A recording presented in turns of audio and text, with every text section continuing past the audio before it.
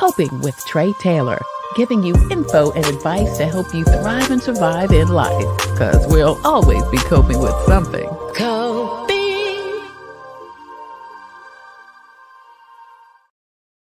Hey, good afternoon. I'm Tre Tailor, and you're watching Coping, giving you info and advice to help you thrive and survive in life, because we will always be coping with something. Today, we're coping with the upcoming election. Two candidates for Richland 1 School Board join us, Hamilton Jacobs and Richard Moore, and also Richland County Department of Democratic Party poll manager Denise Powell also joins us. All of these folks and so much more coming up next on Coping with Tre Tailor.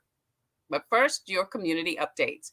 It's time to fall back. Daylight savings time comes to an end this weekend when at 2 a.m. Sunday, U.S. clocks will turn back 1 hour. Now, in addition to 4+ months of darker evenings, lawmakers have approved the Sunshine Protection Act. Now, this would make daylight savings time permanent, but the bill has stalled in the House. Meanwhile, the American Academy of Sleep Medicine says the Senate bill is a bad idea. They think standard time provides distinct benefits for public health and safety, while the switch in spring has been noted for its increased risk of heart attack and stroke. With grocery prices soaring, Aldi has announced they will offer holiday essentials at 2019 prices. The Thanksgiving Price Rewind sale launches November 2nd on appetizers, desserts, sides, and drinks. Items are clearly marked and throughout the store. Finally, a local baker is competing on the Food Network's Christmas Cookie Challenge that will, for the first time, feature 4 couples competing for a $10,000 prize.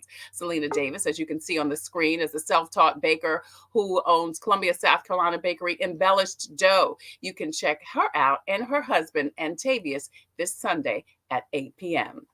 SCDHEC has your most up-to-date list of times, dates, and locations for COVID testing and vaccinations, and also flu shots in and around South Carolina. Visit scdhec.gov for more information. Also, scrolling at the bottom of the screen throughout the show, you'll see information on where you can get a COVID vaccine throughout the state of South Carolina, including vets at the VA, the retail outlets, including Kroger pharmacies, Walgreens, and the CVSs, including those who are located in Target stores. Also, you can not only get your COVID vaccination at the Comet main location in Columbia, South Carolina, you can catch a free ride to get your vaccination on the Comet. Also, you'll see scrolling at the bottom of the screen, financial resources, which includes FEMA's funeral reimbursement program. SC Bar Association and SC Legal Services has a toll-free number and website for rental and mortgage help. Lexington County Bill Assistance Program, SC Housing and Dominion Energy Rental and Utilities Assistant, SC Hope's 24-hour assistance line from the South Carolina Department of Mental Health, and student loan forgiveness information. All of that and so much more you will see scrolling at the bottom of the screen. I'm Tre Tailor, and you're watching Coping with Tre Tailor. We're giving you info and advice to help you thrive and survive in life, because we will always be coping with something. Hey, don't forget, we are streaming live on the TailorMade production page on Facebook. Please go over there, hit like and share and follow, and you'll find out and get notifications as to when we go live Wednesday for Wellness Wednesday from In It Together SC and the Diabetes Action Council, and then on Thursday and Friday. We're also streaming live on our YouTube channel. Please go over there and hit the subscribe button, where you can find 3 years of information, interviews, and also great content to help you cope with whatever you're coping with. We also have a presence on Instagram and also on Twitter. Coming up, we're coping with the election. We're going to talk with poll manager Denise Powell and 2 candidates for Richland School Board. We're going to come right back after this break and talk to poll manager Denise Powell. That's coming up next on Coping. I'm Tre Tailor. Computers, they're a part of our everyday lives, but when they're not working, they're an everyday problem. So call Computers Unique, your everyday solution. 803-351-5821. Is your computer running slow? Won't turn on? Do you need a screen replaced? Or maybe you just need another computer? Well, Computers Unique is your one-stop shop for all your computer needs. They have a wide variety of new and pre-owned PCs, Macs, and tablets. So call Computers Unique, Dutch Square Mall, 803-351-5821. 803-351-5821.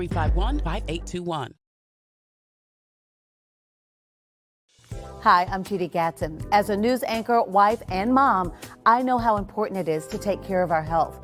Part of taking care of our health is knowing if you're at risk of type 2 diabetes. Prediabetes is a serious health condition and puts you at risk for developing type 2 diabetes. It's estimated that more than 1.3 million South Carolinians have it, and up to 90% have no idea. Take a moment to visit inittogethersc.org to take an online test to find out your risk of prediabetes and how to join a diabetes prevention program that takes the guesswork out of losing weight, eating better, and being more active. You can learn new ways to stay healthy and sustain those changes over time. When you join, you'll even get support from a trained lifestyle coach to help you set and achieve realistic goals. Go to inittogethersc.org, brought to you by the Diabetes Action Council of South Carolina. I'm Tre Tailor, and you are watching Coping with Tre Tailor. We're giving you info and advice to help you thrive and survive in life, because we'll always be coping with something. Hey, don't forget, we're streaming live on the Tailor Made Production page on Facebook, also on YouTube, and also we have a presence on Instagram and Twitter. If you have a question or a comment, we've got the comment section, and we would love to hear from you. Coming up, we're going to talk with two candidates who are vying for Richland 1 school board. But first, we're going to talk with Denise Powell. She is a poll manager with the Richland County Democratic Party. Hey there, Miss Powell. Thanks so much for joining us today. Well, thank you for having me. It's a pleasure. Thank you so much. So listen, what do people need to know about the voting process next Tuesday? Well, next Tuesday, it's midterm election. The most important thing they need to know is to vote, no matter what. RCDP this year is doing everything they can to ensure that everyone has the opportunity to vote, to be able to vote their constitutional right. And having said that, this year, for the first time, we established a new ballot program. Now, the ballot program was introduced by RCDP chairperson, who is DeAska Spencer.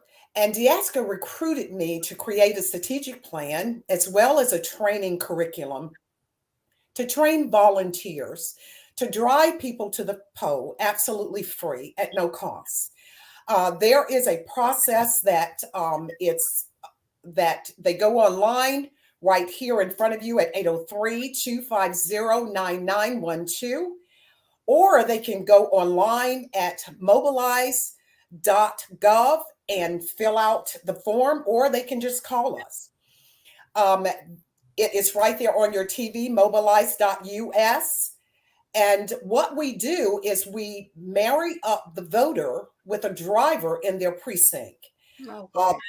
Absolutely. It is absolutely free. We make sure that it is the liability area in regards to the volunteer as well as the driver. They have rules and regulations that are put into place to ensure that the voter gets to their designated precinct in a timely manner. It's going to be, our prayer this year is that we're able to provide people who do not have the opportunity to vote without transportation to get to the polls this year. And that is our strategic plan. Denise, Ms. Powell, what do people need to bring? We actually talked to DeAska yesterday. She was on the show along with historian Jim Felder. So both of them gave us some great information.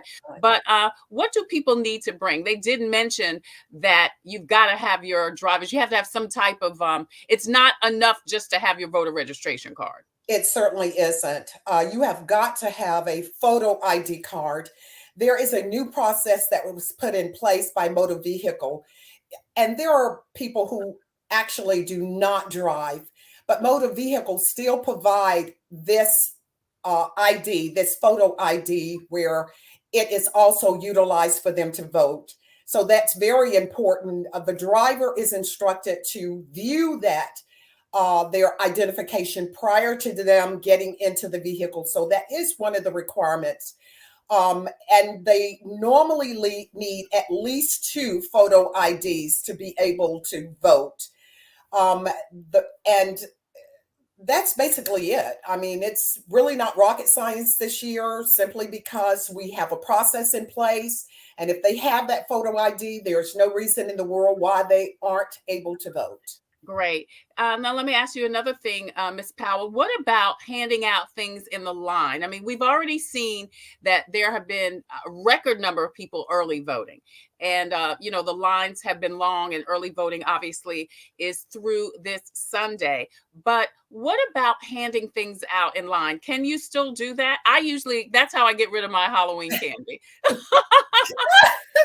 Well, I would make the recommendation to do it outside the door. Once Right. they enter the precinct area where they're voting, I wouldn't recommend you going inside trying to do that at that time. But if they're outside and you're just handing out candy, I don't see an issue with that. There are several requirements. We've been putting signs outside for some of the candidates. But remember, there's prerequisites for that as well. Those signs have to be on the opposite side of the sidewalk at the individual precinct. But the most important thing that we are encouraging the voters to do is to be prepared to wait in line, bring water, bring a mask if you have to. Just be cautious of your surroundings. They have voter protection that's in place, which is an excellent idea. We did it during the last election. If you see something, say something type of concept. So we are sharing that data with all of our voters. We're educating them prior to us picking them up. Yeah, I'm glad you mentioned the masks, because masks are or are not required inside the polling area. That's correct. That's correct. But it is mandatory if they are driving to the polls with our drivers. All right. Anything else? Anything different as far as rules and regulations this year? There isn't anything different other than ensuring that you have that photo ID to vote, which is the new driver's license. Even if you do not drive, you still can go and get this new photo ID. Just remember, South Carolina Votes, votes.gov, G-O-V, is a location that you can go online. You can find out to ensure that your voter registration is updated, to ensure that your precinct has not changed. Also, it is a wonderful place where you can check and see the status of a sample ballot. So you can actually see who's on the ballot in your precinct. So I would recommend doing that prior to going to vote. All right, scvotes.org. And of course, if people need a ride to the polls, you can see that information on the screen. And of course, throughout this weekend, people can early vote at 5 locations in Richland County and throughout the state also. And when you are early voting, you don't have to go to your particular precinct. You can go to any precinct that is open to early vote through Sunday. But of course, on Tuesday from 7 a.m. to 7 p.m., you have to go to your precinct. Is that correct, Ms. Powell? Outstanding. Thank you so much. Yay! Denise Powell is poll manager and coordinator for the Richland County Democratic Party. Thank you so much for joining us today. And thank you so much for sharing all of the information. We appreciate it. And thank you for having me. Absolutely. Absolutely. We're coping with the election. Richard Moore is a candidate for Richland One School Board. The retired educator is a Columbia native and product of Richland One schools, attending C.A. Johnson. He's also a USC alum, and his wife, 4 sons, and 8 grands also attended Richland One schools. He is a retired Richland One teacher, and after 38 years, and currently works with student teachers, served as a district hearing officer, and directed summer school and after school programs. Mr. Moore, thank you so much for joining us today. Thank you for having me. I appreciate the opportunity. Absolutely. So listen, why do you want to serve on a Richland School Board? Well, as you mentioned, I have 38 years of service with Richland One, but I've actually been with Richland One for 60 years, since first grade.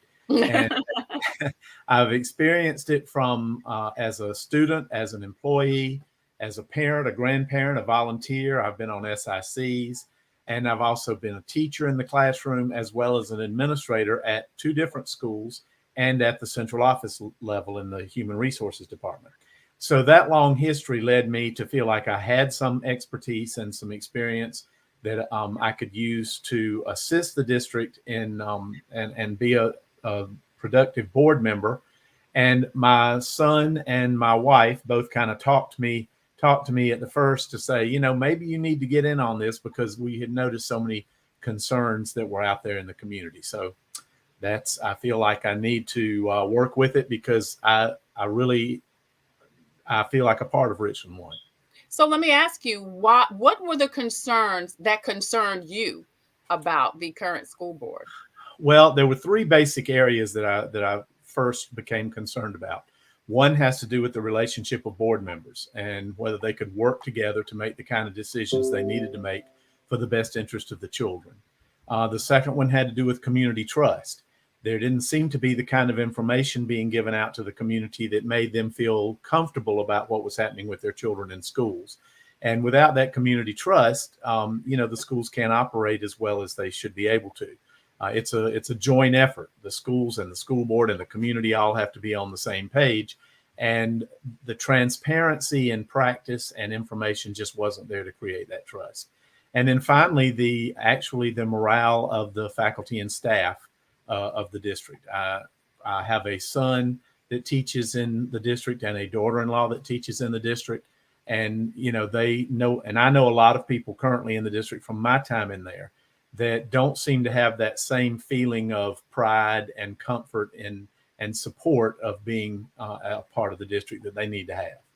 Right. Richard Moore is a candidate for Richland One School Board. He is running for the at-large seat.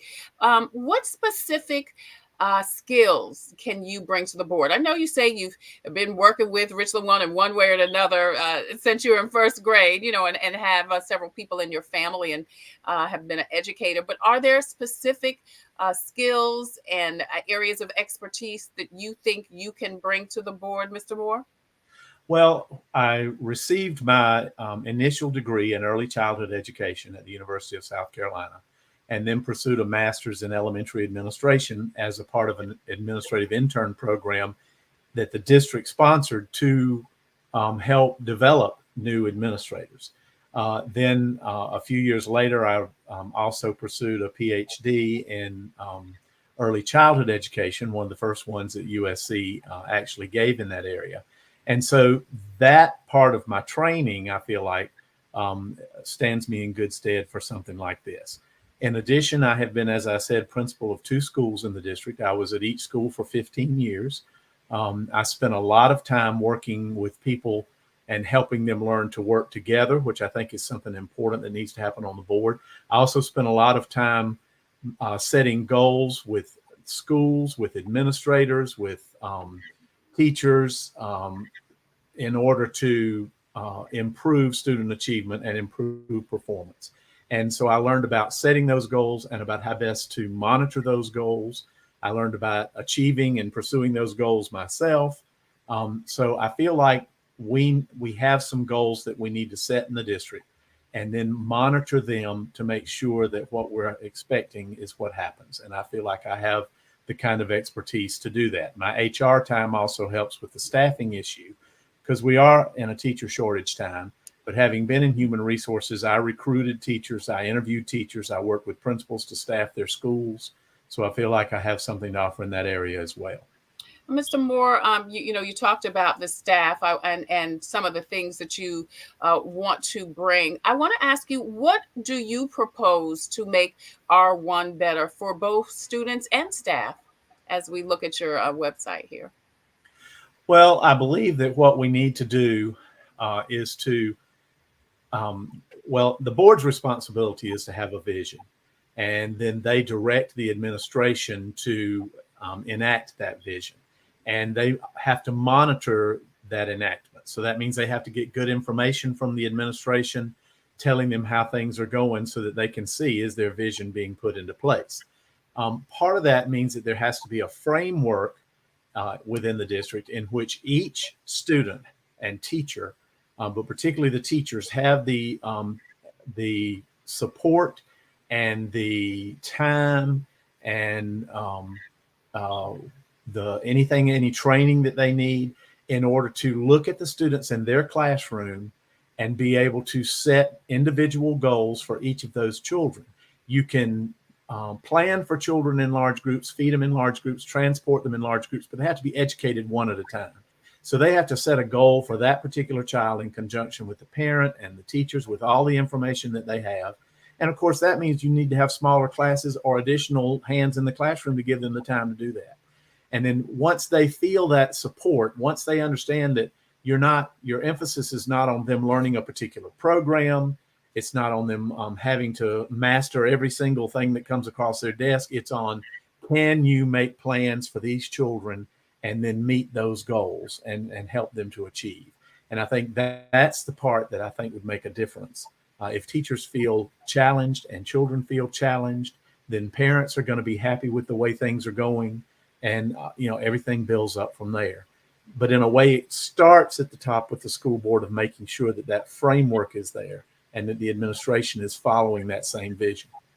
Yeah, former educator Richard Moore has worked with students for over 30 years and is a candidate for the at-large seat on Richland School District 1 board. You can see his information on the screen. Election day is Tuesday, and you found out more about Richard Moore. Mr. Moore, thank you so much for joining us today. Good luck to you on Tuesday, and God bless.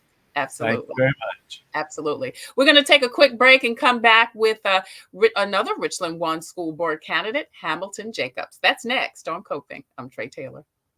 Computers, they're a part of our everyday lives, but when they're not working, they're an everyday problem. So call Computers Unique, your everyday solution. 803-351-5821. Is your computer running slow? Won't turn on? Do you need a screen replaced? Or maybe you just need another computer? Well, Computers Unique is your one-stop shop for all your computer needs. They have a wide variety of new and pre-owned PCs, Macs, and tablets. So call Computers Unique, Dutch Square Mall. 803-351-5821. 803-351-5821.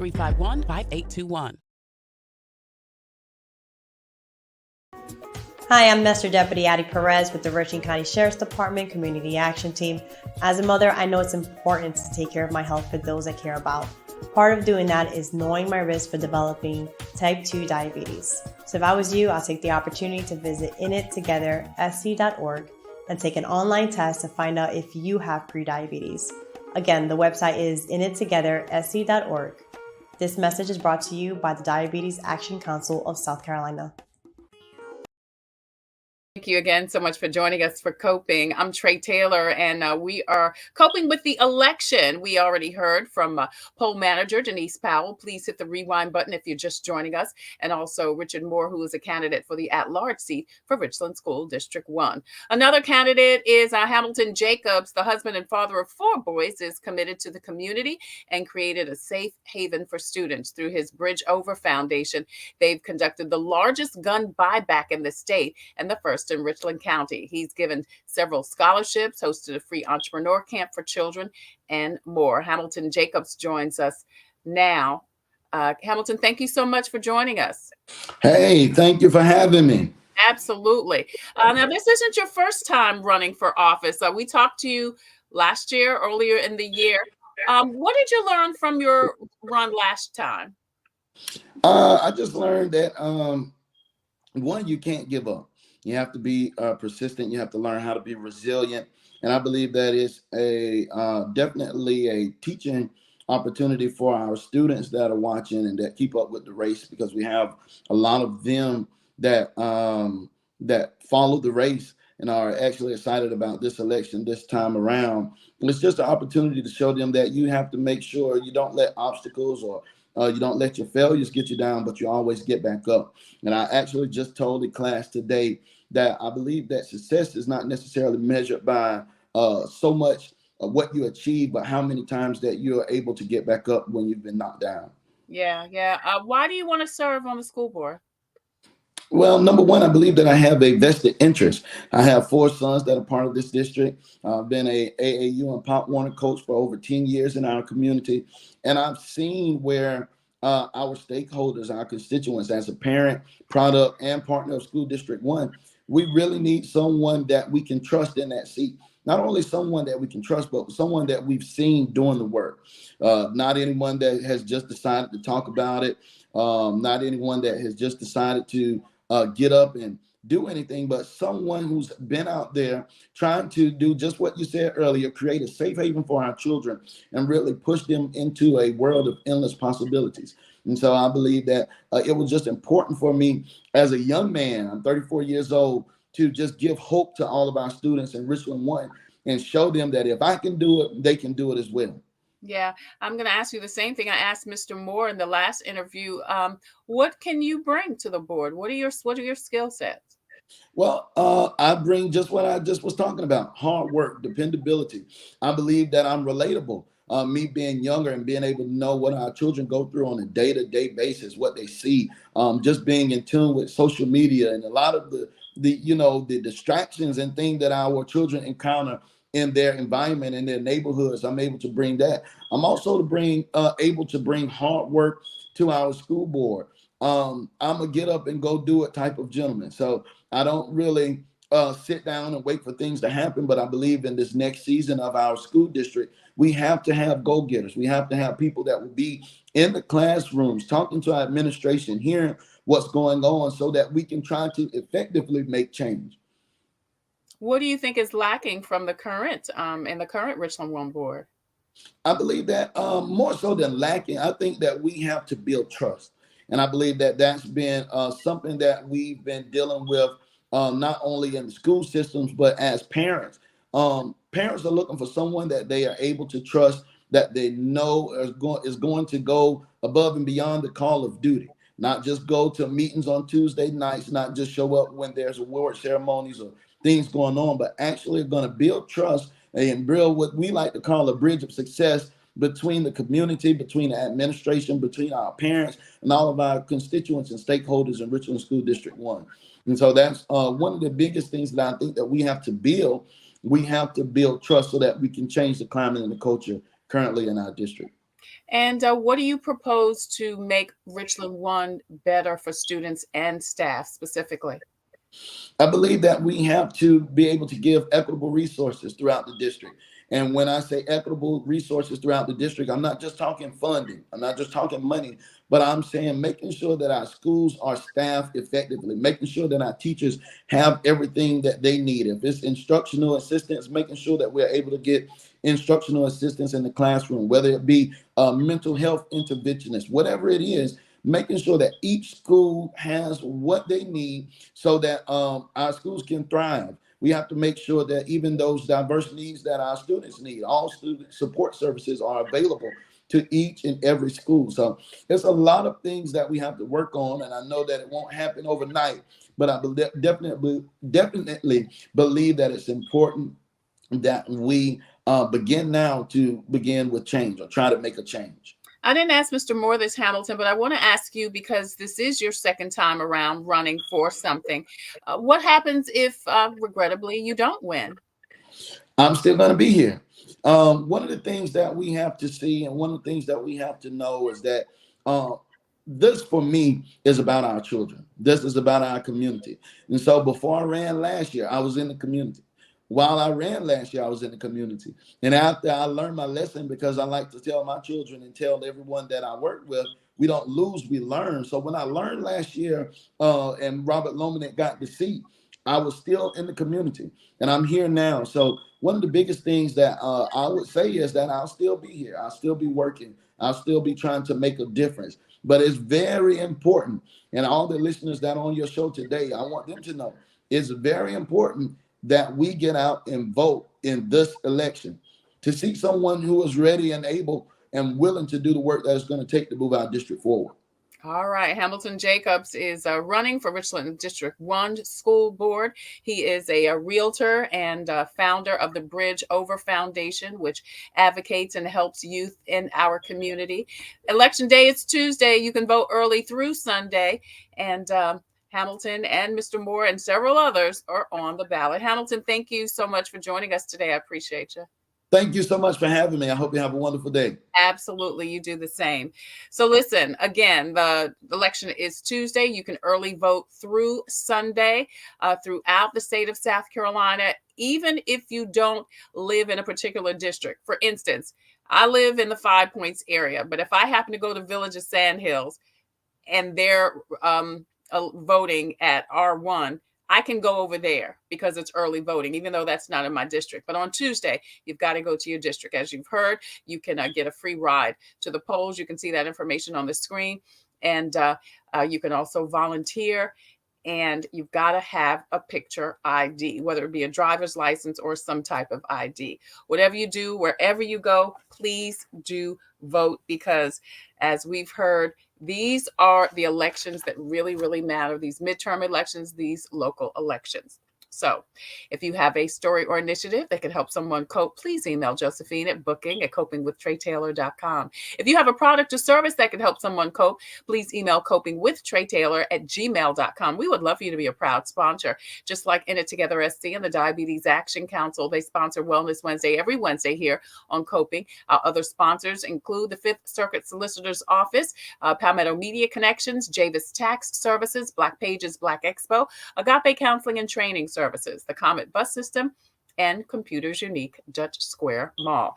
As usual, I leave you with a spiritual reading. We've been reading Jesus Calling, and this day on November 4th, Jesus says, walk peacefully with me throughout the day.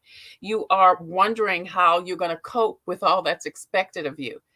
You must go through the day like any other day, one step at a time. Instead of mentally rehearsing how you'll do this or that, keep your mind on my presence and on taking only the next step. The more demanding your day, the more help you can expect from me. Amen. This is a training opportunity, since I designed you for deep dependence on your shepherd king. Challenging times can wake you up and amplify your awareness of needing my help. When you don't do what you do, when you don't know what to do, wait while I open the way before you. Trust that I know what I'm doing and be ready to follow my lead. God says, I will give you strength and I will bless you with peace. That's your Jesus Calling for today, Friday, November 4th. I'm Tre Tailor. Thank you guys again so much for joining us today. I hope you have a wonderful weekend. Take care. God bless. And don't forget, COVID is still out there. And we talked a lot about cold and flu season being really, really bad. So if you're going to be out and about in an enclosed area, don't forget to still wear your mask. But you got to wear it over your nose and under your chin. We'll see you this weekend.